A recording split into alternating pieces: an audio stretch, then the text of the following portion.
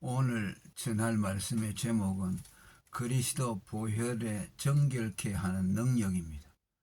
그의 피로 우리 죄에서 우리를 씻으셨다는 계시록 1장 5절의 말씀은 그리스도의 피에 무슨 마력이 있어 그의 피를 뿌리면 순식간에 모든 죄가 다 지워진다는 뜻이 아닙니다.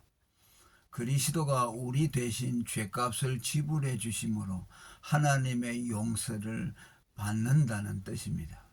에베소 1장 7절에 그의 피로 말미암아 구속 곧 죄사함을 받았다고 했습니다. 죄사함을 받았다는 원어적 의미는 죄값을 지불하다 입니다. 이사야 40장 2절의 내용이 그것을 말합니다. 죄값을 지불하다와 죄사함을 받는다가 동일시됐습니다. 죄값을 지불할 때 용서를 받는다는 뜻이겠죠.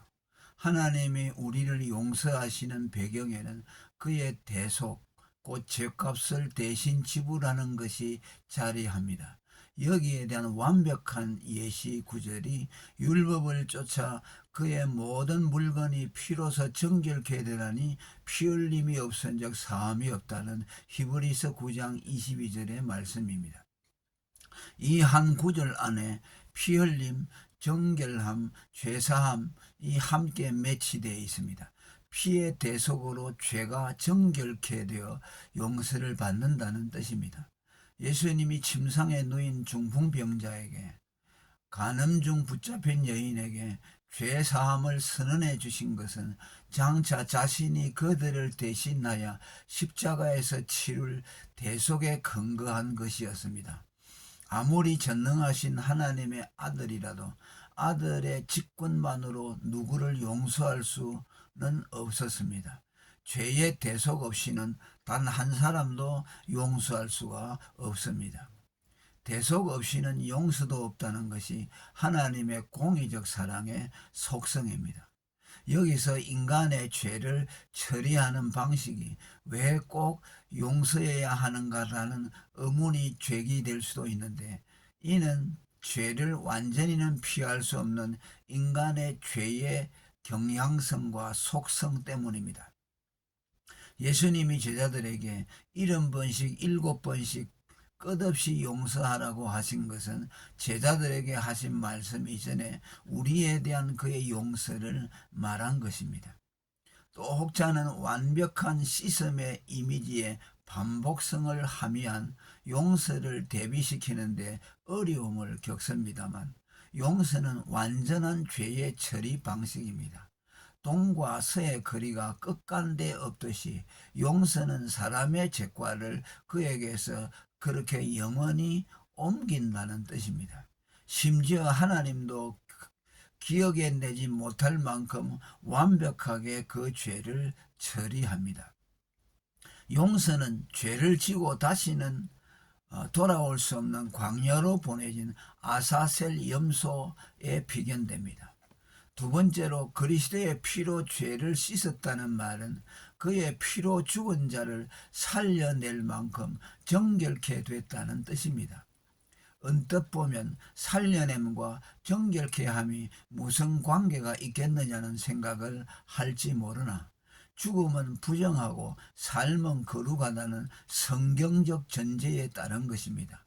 율법이 사람이나 짐승의 시체에 접촉한 자는 반드시 정결 의식을 받아야 한다고 규정한 것, 민수기 19장 11절에서 13절은 대표적인 예입니다. 죄된 더러운 행위를 죽은 행실이라고 말씀한 것도 부정함과 죽음을 동일시한 데서 연유한 것입니다. 성경뿐만 아니라 세상 풍습도 죽음을 부정하게 여깁니다.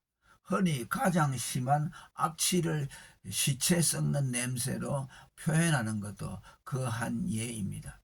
시체에 지독한 악취 때문이기도 하지만 여기엔 죽음을 부정하게 여기는 사상이 깔려 있습니다. 한국의 풍습에 갓 결혼한 부부나 신생아가 초상집에 가면 부정 탄다고 접근을 언검한 것도 같은 맥락입니다.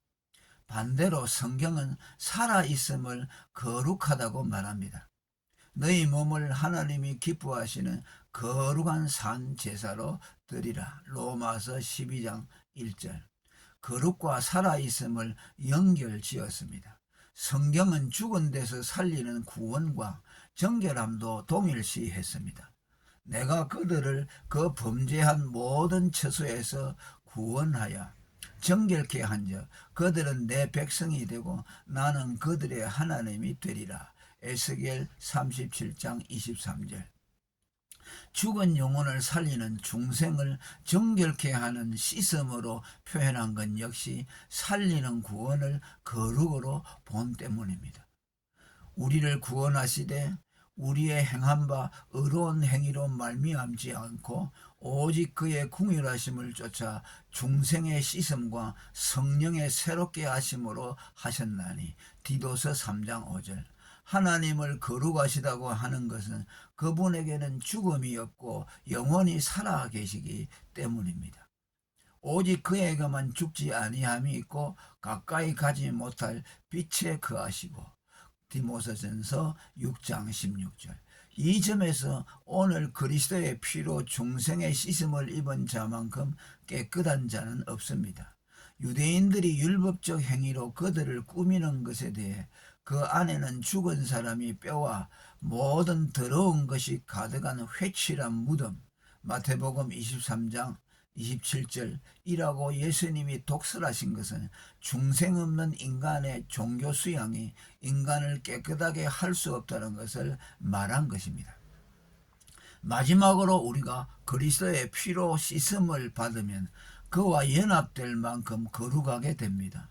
바꾸어 말하면 우리가 그리스도의 피로 씻음을 받으면 하나님의 거룩이 입혀져서 그리스도와 연합하게 됩니다.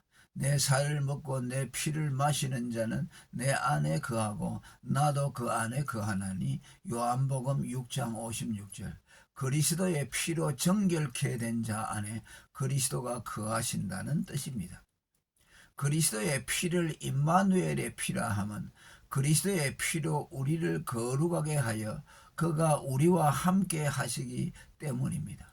그리스도의 피는 우리를 그와 연합할 수 있도록 그와 동질의 거룩을 우리에게 입힙니다. 동질끼리만 상호 교호한다는 동질성 원리처럼 그리스도의 거룩을 가진 자만 그와 연합할 수 있습니다. 그러면 그리스도의 피가 우리를 그와 연합시킬 만큼 거룩하게 만드는 요소가 무엇입니까? 그것은 의입니다. 그러면 이제 우리가 그 피를 인하여 의롭다 하심을 얻었은즉 로마서 5장 9절.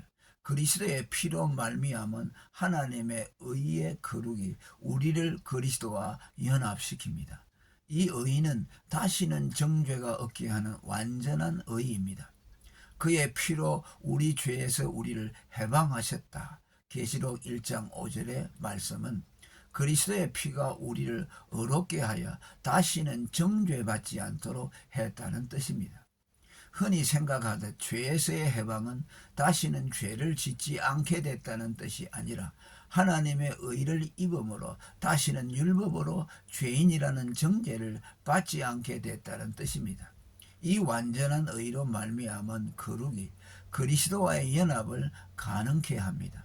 교회와 그리스도와의 연합은 그리스도의 피로 말미암은 이 의의 거룩함을 교회가 입었기 때문입니다.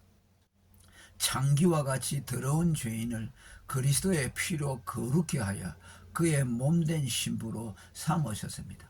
만일 우리가 그리스도의 피로 하나님의 의에 거룩을 입지 못했다면 그리스도와의 연합을 꾀할 수가 없습니다. 무죄한 아담이 그랬듯이 용서받은 무죄한 인간은 다시 범죄하게 될 것이고 그 결과 하나님은 우리와 함께 하실 수 없습니다. 한번 우리에게 들어오신 그리스도가 다시 떠나시지 않으려면 우리에게 정죄가 없도록 그리스도의 피로 말미암은 완전한 의의 거룩이 입혀져야 합니다. 그리스도의 피로 말미암은 그와의 연합은 인간에게 허락된 거룩함의 극치입니다. 할렐루야.